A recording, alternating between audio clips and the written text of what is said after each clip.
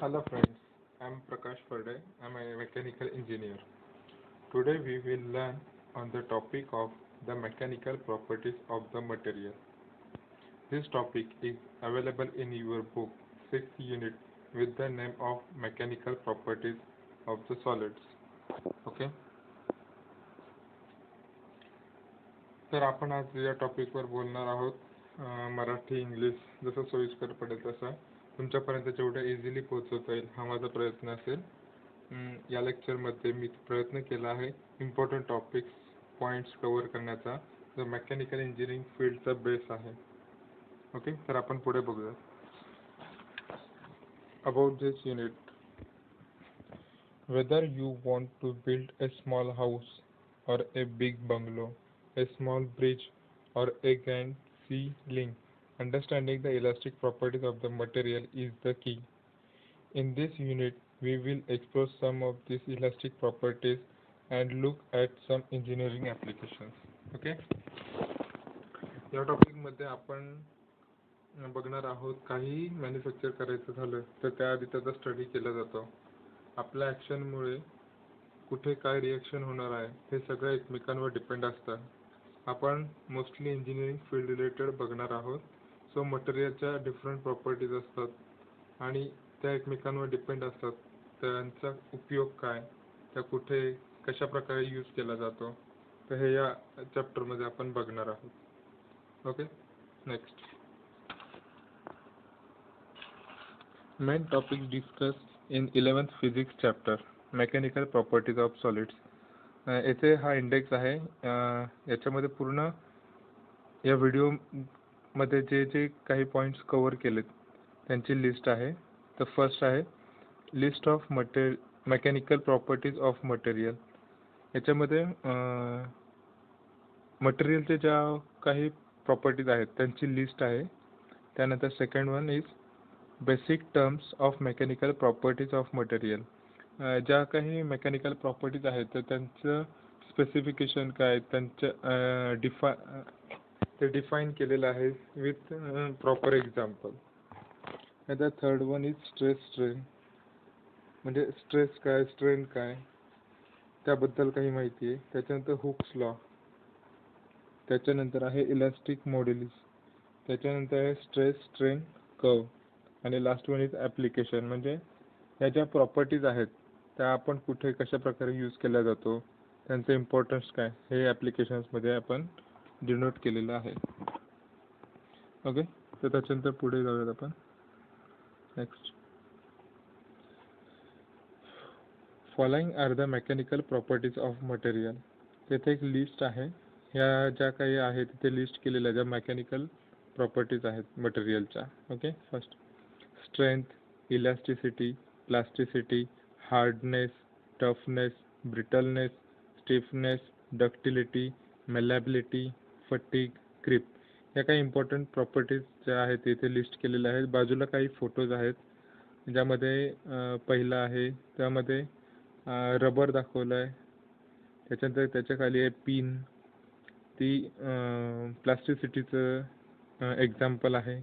त्याच्यानंतर खाली गोल्ड आहे, बाजूला ग्लास आहे, ग्लास आपलं ब्रिटलनेस आहे, ॲल्युमिनियम आहे ते मेलॅबिलिटीचं एक्झाम्पल आहे. तेच आपण पुढे हे डिटेलमध्ये बघणार आहोत. Okay, next strength. Okay, strength. The strength of material is its capacity to withstand destruction under the action of external loads. The stronger the material, the greater the load it can withstand. Okay? तर strength म्हणजे काय? Strength म्हणजे आपण थोडक्यात म्हणूया ताकद. एखाद्या मटेरियलची ताकद, एखाद्या ऑब्जेक्टची ताकद की तो किती लोड सहन करू शकतो, त्याची कॅपॅसिटी किती, तर ती त्याची एक प्रकारची स्ट्रेंथ झाली. आपण एक्झाम्पल घेऊयात, एका ब्रिजवरून गाड्या चालल्यात तर त्या ब्रिजची कॅपॅसिटी, त्या ब्रिजची स्ट्रेंथ म्हणजे तो किती विथस्टँड करू शकतो, किती लोड घेऊ शकतो, ही त्या ब्रिजची स्ट्रेंथ झाली. ओके, त्याचं आपण एक्झाम्पल घ्यायचं झालं तर ब्रिज झाले, आता मोठमोठे टॉवर्स होतात, कॉलम्स, बीम्स वगैरे, त्यांची कॅपॅसिटी आहे काहीतरी, तर त्याला आपण म्हणणार स्ट्रेंथ ऑफ मटेरियल. ओके. त्याच्यानंतर येतं elasticity. Elasticity is the ability of an object or material to resume its normal shape after being stretched and compressed. Elasticity, आपण इथे एक्झाम्पल घेऊयात रबर. रबर आपण ओढल्यानंतर तो ताणला जातो आणि जसं आपण त्या हाताने सोडणार तो त्याच्यावरचं ओढणं म्हणजे आपण त्याच्यावर एक फोर्स लावला आणि तो आपण जसं काढून घेतला तसं तो त्याच्या पुन्हा ओरिजिनल साईज अँड शेपमध्ये गेला. म्हणजे हे त्याचं इलास्टिसिटी ही त्याची प्रॉपर्टी इथे यूज झाली.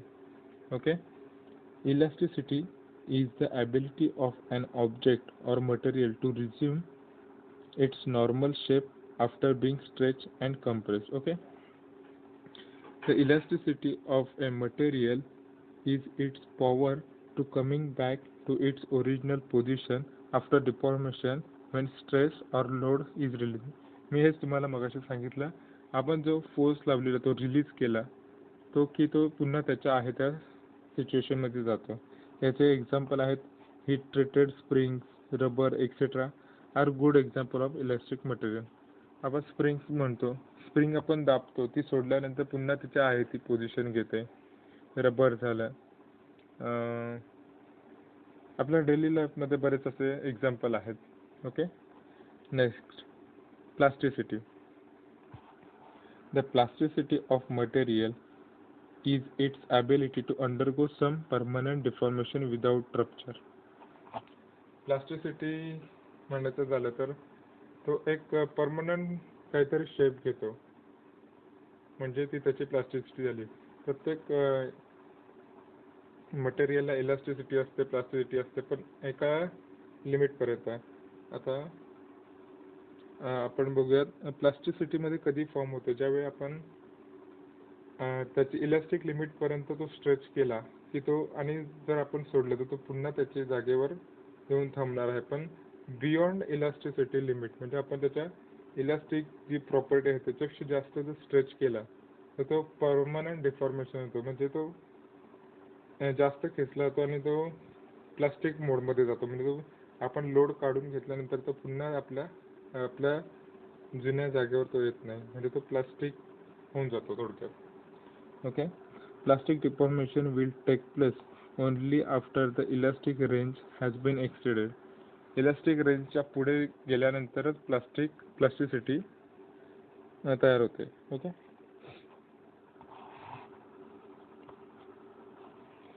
Hardness. The hardness is the ability of material to resist scratching, abrasion, cutting or penetration. Hardness म्हणजे काय, तर एखादी मटेरियल, आपण मटेरियल बद्दल बोलतोय, त्या मटेरियल तो एवढा हार्ड होतो की त्याच्यावर कोणते स्क्रॅचेस येत नाही. आपण स्क्रॅच केलं की स्क्रॅच येत नाही. त्यावर काही ठोकलं तर त्याचे काही मार्किंग येणार नाही, काही पेनेट्रेशन होणार नाही, थोडक्यात त्याचे काही मार्किंग येत नाही, म्हणजे हार्डनेस. आपण एक्झाम्पल बघूयात. जर आपण आपले हाताची नखं जर आपण आपल्या त्वचेवर ओरखाडे काढले तर ते आपल्या हातावर ओरखाडे येणार, पण तेच आपण कोणत्या ग्लासवर मारून बघा, भिंतीवर मारून बघा, तिथे ओरखाडे येणार. तर हा त्याच्यातला डिफरन्स झाला. हा त्याचा डिफरन्स झाला म्हणजे हार्डनेसचा. Okay. Hardness indicate the degree of hardness of the material that can be imparted, particularly steel, by the process of hardening. Okay. Next, toughness. It is the property of material which enable to withstand shock or impact. It is the property of material which enable it to withstand shock or impact. The toughness ही मटेरियलची property आहे ज्याच्यामध्ये तो shock absorb करू शकतो. Shock absorb करतो. थोडक्यात तो direct break होत नाही, तर त्याच्यामध्ये बेंड होतो, ट्विस्ट होतो, स्ट्रेच, मटेरियल स्ट्रेच वगैरे होतं. तर हे टफनेसचे काही पॉईंट्स आहेत. ओके. त्यानंतर येतं brittleness. The brittleness of property of material which enable it to withstand permanent deformation. त्याचे एक्झाम्पल दिले कास्ट आयरन, ग्लास और example of brittle material. Brittleness म्हणजे त्याच्या इलास्टिसिटी 0% राहते. ते जस्ट काचेचा ग्लास म्हणा पडला की तो पटकन फुटतो. हे त्याचं ब्रिटलनेस झालं म्हणजे पटकन तुटणं. Okay, next stiffness. The stiffness is the resistance of material to elastic deformation or deflection. Stiffness म्हणजे काय? Force required for per unit displacement. म्हणजे फोर्स गरजेचा असतो की त्याची मुवमेंट तेवढी करण्यासाठी. आपण एक्झाम्पल घेऊयात.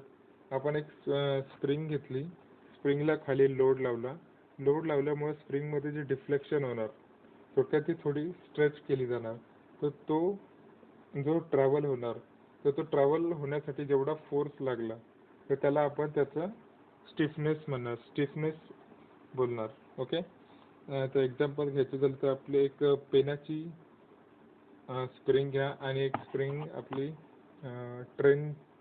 ट्रेनचे शॉक ऑब्झर असतात त्याची स्प्रिंग घ्या. तर दोघांच्या स्टिफनेसमध्ये फरक आहे. पेनाची स्प्रिंग आपण हाताने दाबू शकतो, पण ते ट्रेनच्या शॉक ऑब्झरची स्प्रिंग आपण नाही दाबू शकत. हा त्यातला फरक आहे. हा त्यांचा स्टिफनेस मधला फरक आहे. Okay, next ductility. In stiffness, a material which suffer light deformation under load has a high degree of stiffness. Okay, next ductility. The ductility is a property of material which enable it to be drawn out into a thin wire. Ductility मध्ये मटेरियलला आपण एका thin wire मध्ये convert करू शकतो. तर या प्रॉपर्टीला आपण ductility म्हणतो. त्याचे एक्झाम्पल आहे mild steel, copper, aluminium are the good example of ductile material. या मटेरियलचं आपण ते गरम करून म्हणा आपण त्याची एक वायर तयार करू शकतो. Next malleability. The malleability is a property of material which permit it to be hammered or rolled in sheet of other size and shapes. तर malleability मध्ये काय आहे? malleability मध्ये आपण मटेरियलला हॅमरिंग करून त्याचा एका बारीक पत्र्यामध्ये तयार करू शकतो, एक शीट तयार करू शकतो, ती रोल अप करू शकतो. म्हणजे तर त्या प्रॉपर्टीला आपण याची malleability असं म्हणणार. आता त्याचं एक्झाम्पल आहे aluminium, copper, tin, lead etcetera हा good example of malleable metals. Next fatigue. तर फटीग म्हणजे काय? तर फटीग मध्ये कंटिन्युअस रिपीटेड लोड्स एखाद्या ऑब्जेक्टवर पडणं, वेगवेगळे 10 Newton, 5 Newton, 15 Newton, continuous repeated load त्यावर पडल्यामुळे मटेरियलच्या प्रॉपर्टीमध्ये एक थोडा चेंज होतो, तर त्याला आपण फटीग म्हणतो. तर म्हणजे तो थोडक्यात कंटिन्युअस वेगवेगळ्या लोडमुळे तो डॅमेज होण्यास सुरुवात होते, मटेरियलच्या प्रॉपर्टीमध्ये चेंजेस होतो, तर त्याला आपण फटीग म्हणणार. ओके, नेक्स्ट आहे creep. The creep is slow and progressive deformation of a material with time at the constant force. Some metals are generally exhibiting creep at high temperature, whereas plastic, rubber, and similar atmospheric material are very temperature sensitive to creep. The creep मध्ये काय? Permanent deformation along with the time. Okay, एखाद्या object वर एकच point load continuous ठेवला की काही काळानंतर त्या ऑब्जेक्टचा शेप चेंज होतो, म्हणजे क्रीप. म्हणजे एक ऑब्जेक्ट घ्या, त्याच्यावर तुम्ही कंटिन्यूस एकच लोड ठेवा, तर तो सडन त्याच्यामध्ये चेंज नाही होणार, पण काही काळानुसार तर त्याच्यामध्ये एक चेंज होणार, तर त्याला आपण क्रीप म्हणणार. तर एक्झाम्पल घ्या,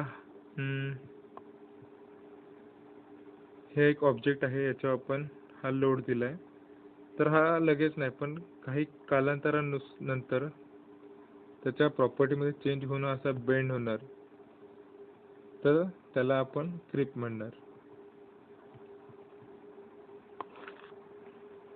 ओके, तर आपण पुढे जाऊयात, नेक्स्ट बघूया. Basic terms.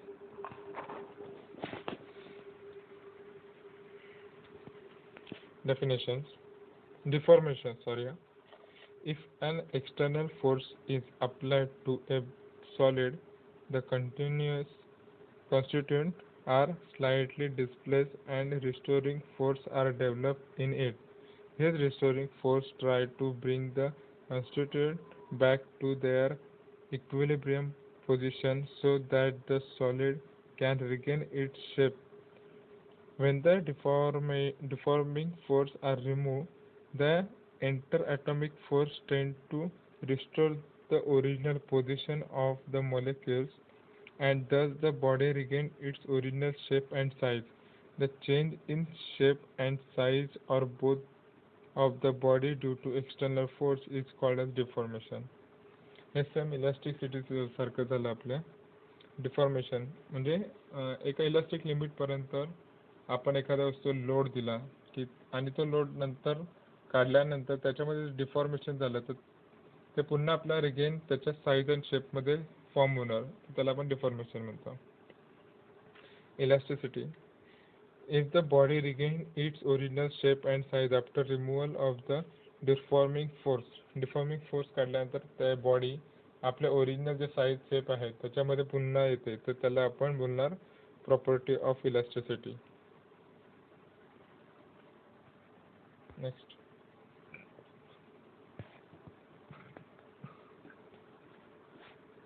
ठीक आहे. Stress. The internal restoring force per unit area of a body is called as stress. Stress is equal to deforming force upon area. तर स्ट्रेस म्हणजे काय? स्ट्रेसचे दोन टाइप्स आहेत, टेन्साइल स्ट्रेस आणि कम्प्रेसिव्ह स्ट्रेस. तर या एक्झाम्पल मध्ये इथे बघूयात आपण. फर्स्ट मध्ये बघूया, याच्यामध्ये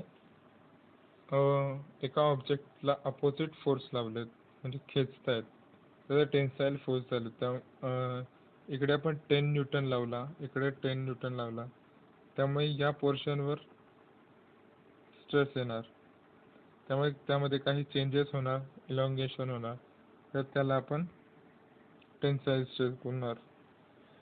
त्यानंतर सेकंड, याच्यामध्ये आपण 10 न्यूटन या साईडने या डायरेक्शनने लावला, 10 न्यूटन या डायरेक्शनने लावला, याच्यामुळे याच्या बॉडीमध्ये ऑब्जेक्टमध्ये काही चेंजेस होणार, तर ते असणार कॉम्प्रेसिव्ह स्ट्रेस.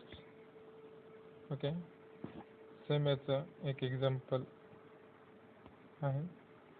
ही डायरेक्शन आहे फोर्सची आणि त्यामुळे या एरियावर येणारा ताण, ओके, त्याला आपण स्ट्रेस म्हणणार.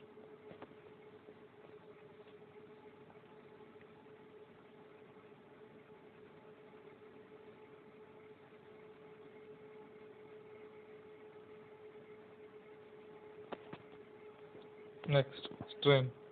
Strain is defined as the ratio of change in dimension of the body to its original dimension. Strain is equal to change in dimension to original dimension. त्याचे डेफिनेशन्स मध्येच व्यवस्थित एक्सप्लेन झालेलं आहे. तर strain म्हणजे काय, तर एखादा जो काही फोर्स लावल्यानंतर त्याच्यामध्ये काही चेंजेस होणार, तर त्यांचा रेशो म्हणजे strain. Okay, strain is equal to change in dimensions to original dimensions. Next, Hooke's law.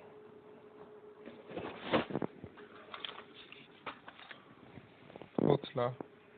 Within elastic limit, stress is directly proportional to strain.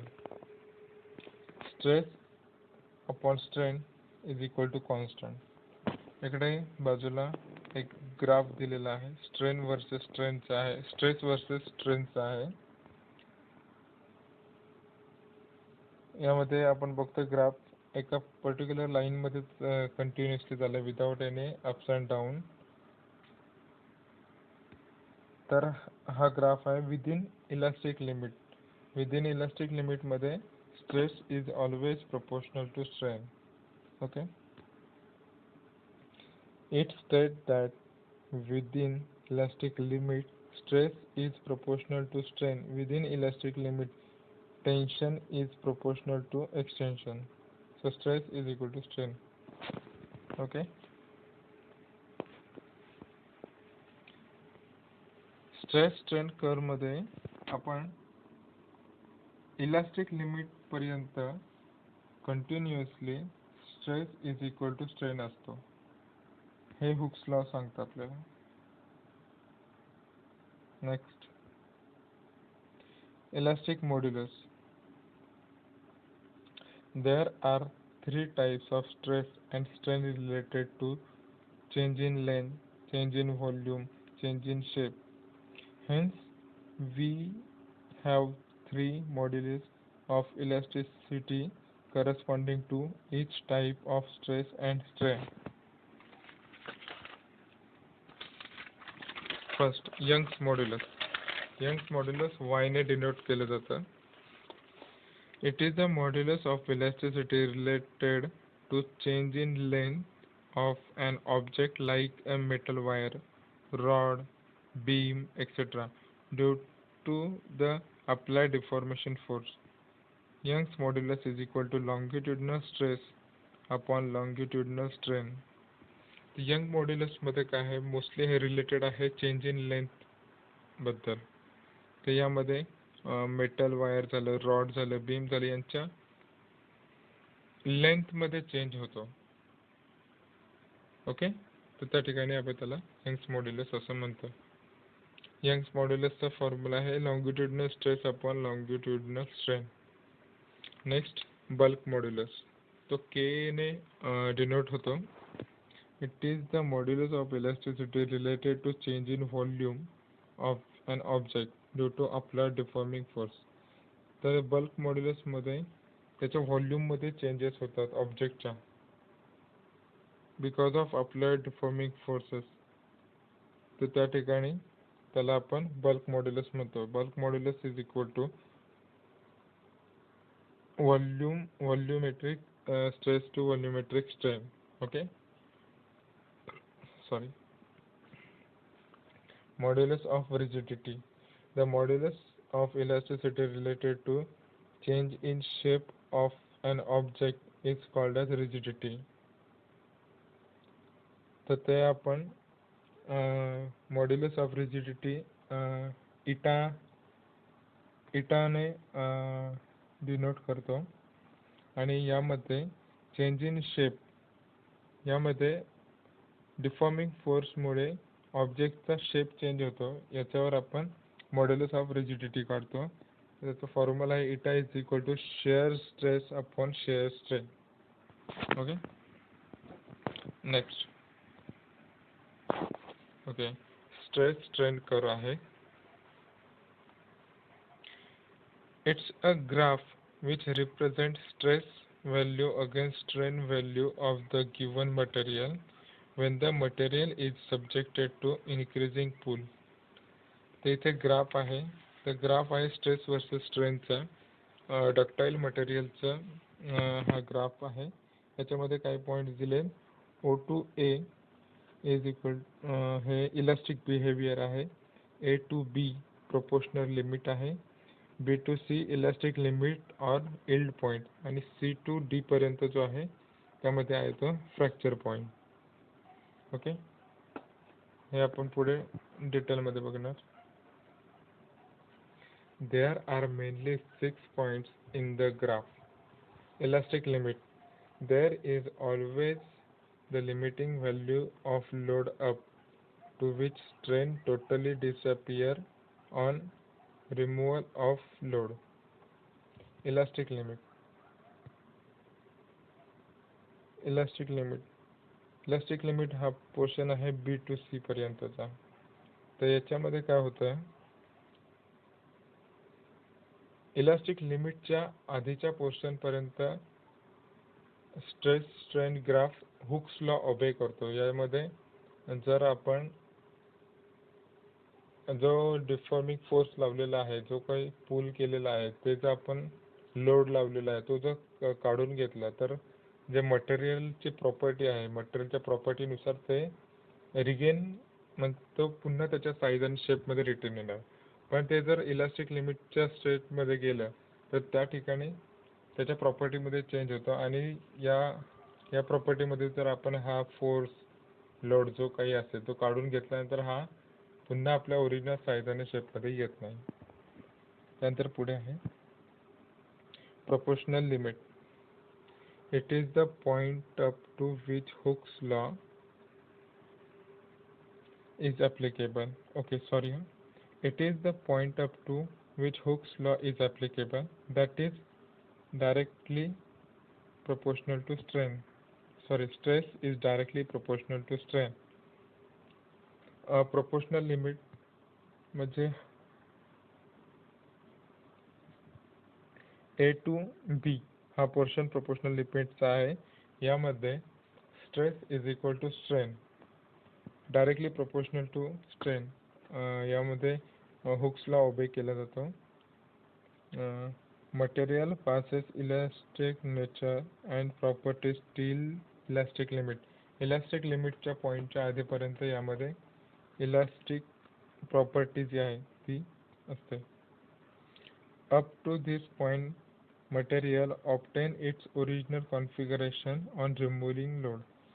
Okay, या प्रोपोर्शनल लिमिट पर्यंत जर आपण त्यातील लोड काढून घेतला, फोर्स काढून घेतला तर तो त्याच्या पुन्हा ओरिजिनल साईज अँड शेप मध्ये येतो. yield point, the stress beyond which material become plastic. हा असा पॉइंट आहे इलास्टिक लिमिटच्या पुढे मटेरियल हा प्लास्टिक स्टेज मध्ये जातो. प्लास्टिक स्टेज म्हणजेच यील्ड पॉइंट देखील म्हणता येईल. या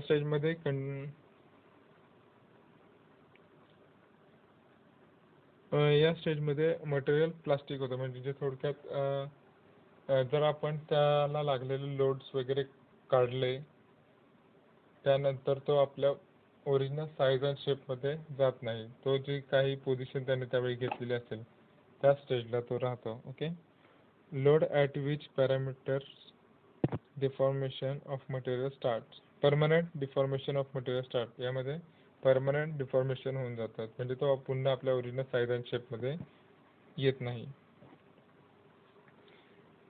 डक्टिकल point, beyond this point neck form where the local cross sectional area becomes significantly smaller than original.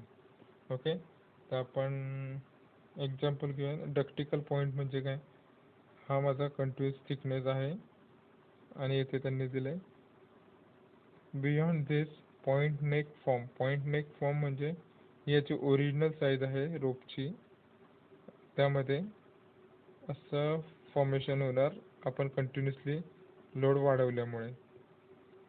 Okay, जसं ताणत जाणार तसं इथलं मटेरियल हे कमी होत जाणार. हे मटेरियल कमी झालं म्हणजे ते नेक फॉर्म झालं. ओके, नेक फॉर्म झालं म्हणजे ते ब्रेक होणार याच्या पुढे. तर हा जो पॉइंट आहे त्याला आपण डक्टिकल पॉइंट म्हणतो. Material acquire plastic nature. Okay,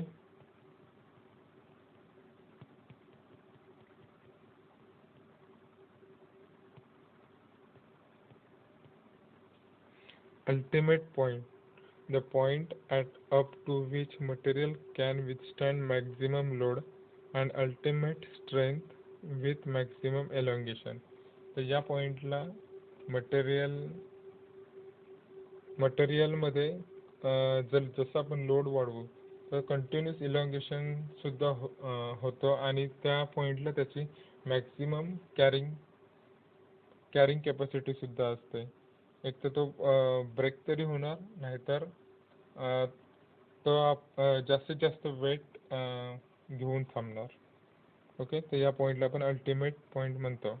large deformation possible before failure. म्हणजे इलॉंगेशनमुळे लोड वाढवणार, त्याचं इलॉंगेशन होणार, त्याच्या आधीच्या कॅपॅसिटीपर्यंत तो भरपूर लोड कॅरी करू शकतो. Okay. Point of rupture, the stress which make the material failure और ब्रेक. या सगळ्या पॉइंट नंतर एक पॉइंट येतो रप्चर, म्हणजे जिथे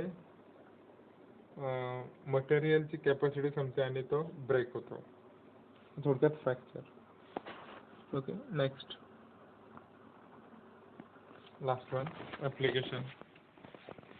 The theory of elasticity is used to design safe and stable man-made structures such as skyscraper and overbridge to make life convenient.